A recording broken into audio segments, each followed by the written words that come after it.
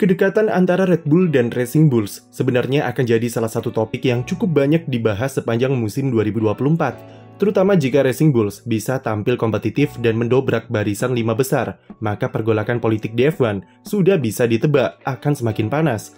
McLaren bersama Zak Brown, selaku CEO, menjadi pihak yang sangat vokal dalam mengkritisi kedekatan kerjasama dua tim banteng itu. Ia meminta F1 untuk mengevaluasi beberapa regulasi terkait kepemilikan lebih dari satu tim yang saat ini dilakukan Red Bull terhadap Racing Bulls, atau yang sebelumnya kita kenal dengan Toro Rosso atau AlphaTauri. Seperti yang kita tahu, AlphaTauri mengubah branding timnya menjadi Racing Bulls atau RB sebagai identitas barunya, serta menegaskan langkah strategis untuk semakin memperkuat hubungannya dengan Red Bull selaku tim induknya. Yang paling terlihat tentu semakin eratnya kerjasama teknis antara kedua tim tersebut yang bisa kita lihat di mobil Racing Bulls 2024. Menerima pasokan kaki-kaki suspensi dari mobil RB19 dan gearbox baru dari Red Bull, mobil Racing Bulls alami peningkatan performa yang pesat dan diprediksi akan jadi tim kuda hitam di papan tengah.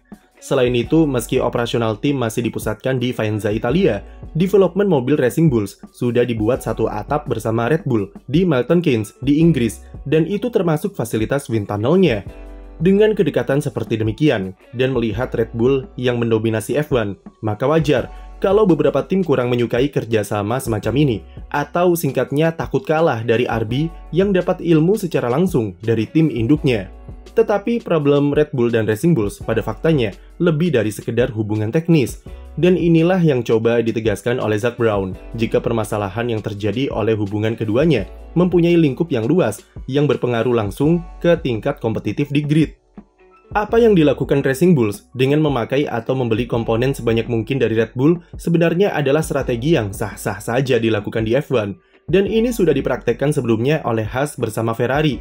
Bahkan kerjasama satu atap yang dilakukan mereka berdua sejauh ini belum menimbulkan kecurigaan yang berarti, dan Zak Brown sendiri juga yakin kalau tidak ada kecurangan di sana, karena memang bukan itulah inti dari kritikan yang ia sampaikan.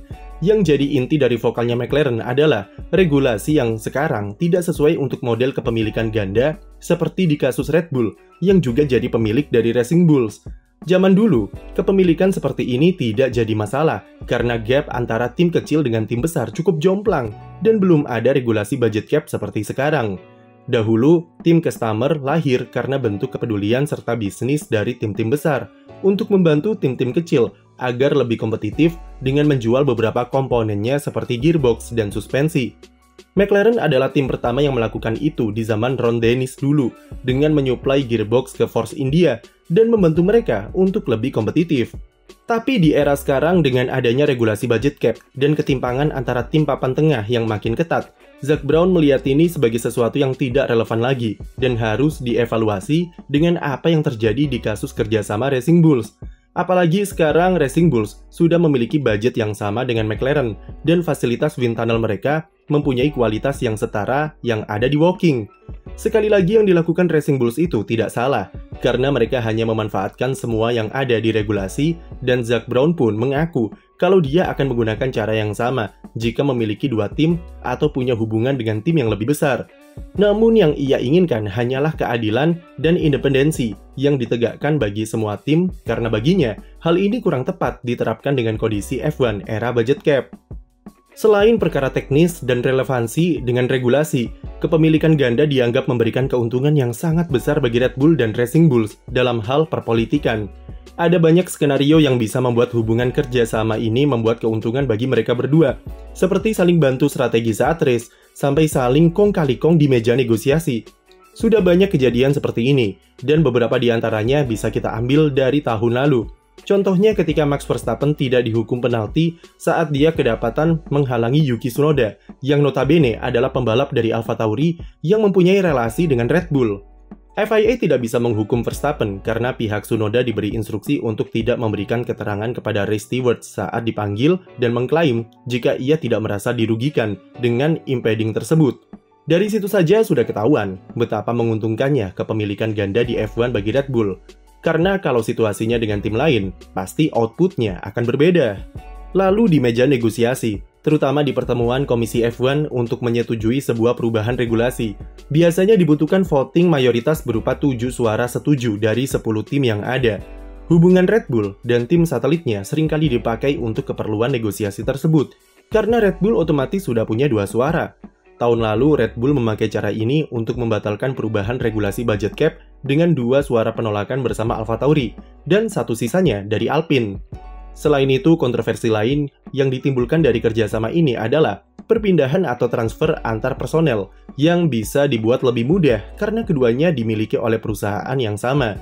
Jika tim lain, semisal di kasus Ferrari yang merekrut engineer dari Mercedes, maka mereka harus menunggu selama 6-12 bulan karena periode gardening leaves atau cuti transisi sebelum pindah ke tim baru. Ferrari harus menyampaikan perekrutan staf atau engineer baru tersebut kepada FIA untuk menentukan seberapa lama gardening leaves yang diperlukan sebagai pencegahan adanya transfer properti intelektual atau rahasia dari tim sebelumnya ke tim yang baru. Namun, hal itu diyakini tidak terjadi di Red Bull dan Racing Bulls yang masih ada di perusahaan yang sama, di mana perpindahan karyawannya bisa dilakukan tanpa harus menunggu waktu cuti transisi. Masalah-masalah itulah yang membuat McLaren cukup vokal untuk menyuarakan perubahan regulasi kepada FIA untuk mengatur kepemilikan ganda Red Bull di F1, terutama di aspek politik untuk memastikan setiap tim bisa memutuskan sikapnya secara independen. Racing Bull sendiri tentu membantah semua tuduhan itu, terutama soal transfer personil yang mana Lauren Makis malah mengklaim jika bagi mereka prosesnya malah dipersulit oleh FIA dengan status kepemilikannya yang sama dengan Red Bull. Christian Horner juga sudah angkat bicara dan ia justru berceramah panjang lebar saat konferensi pers di pramusim pekan lalu yang intinya F1 harus berterima kasih kepada Red Bull karena sudah bisa memastikan keberadaan 2 tim yang bisa sustain dengan bagus di F1 selama bertahun-tahun. Atau kasarnya F1 mungkin tak akan jadi seperti sekarang kalau tanpa ada campur tangan Red Bull yang mengakuisisi Minardi pada 2006 dan pertolongan yang mereka berikan ke AlphaTauri saat pandemi. Yang jelas secara teknis, Red Bull dan Racing Bulls bermain dengan memaksimalkan semua yang diperbolehkan regulasi, serta di area abu-abu, seperti yang dilakukan Haas bersama Ferrari. Namun permasalahan terbesarnya adalah pengaruh politik yang diberikan keduanya bisa berpengaruh buruk di F1, dan secara tidak langsung akan berdampak ke tingkat kompetitifnya di sirkuit, terutama FIA yang seringkali terbuai dengan hubungan erat antar tim yang dijadikan alasan untuk melonggarkan penegakan regulasi. Topik ini akan semakin panas saat perundingan perjanjian Concord pada 2025 nanti, karena pastinya kepemilikan ganda akan diangkat dalam negosiasi. Tapi McLaren sepertinya akan kalah, karena selain Red Bull, ada pula Ferrari yang jalin aliansi bersama Haas, dan Mercedes dengan Williams. Toh, walaupun kasusnya berbeda di mana Ferrari dan Mercedes tidak berbagi kepemilikan, tapi mereka semua sudah menjalin aliansi dan sama-sama diuntungkan dengan kondisi F1 sekarang. Zak Brown berkomitmen untuk terus mendorong perubahan regulasi soal kepemilikan ganda ini kepada FIA dengan target 2026 nanti. Selain itu, ia juga mempertimbangkan mengajukan proposal kepada Badan Anti Kompetisi di Uni Eropa sebagai senjata terakhirnya. Apapun langkah yang akan ia tempuh, McLaren sudah pasti akan mendapatkan banyak perlawanan dari banyak tim. Zak Brown harus berhati-hati, karena meskipun secara bisnis ia cukup cerdik, tapi reputasinya sebagai negosiator cukup buruk dan seringkali memposisikan timnya secara serampangan demi kepentingan bisnisnya. Salah langkah, bisa jadi McLaren lah yang dirugikan, mengingat status mereka sekarang juga merupakan tim customer dari Mercedes.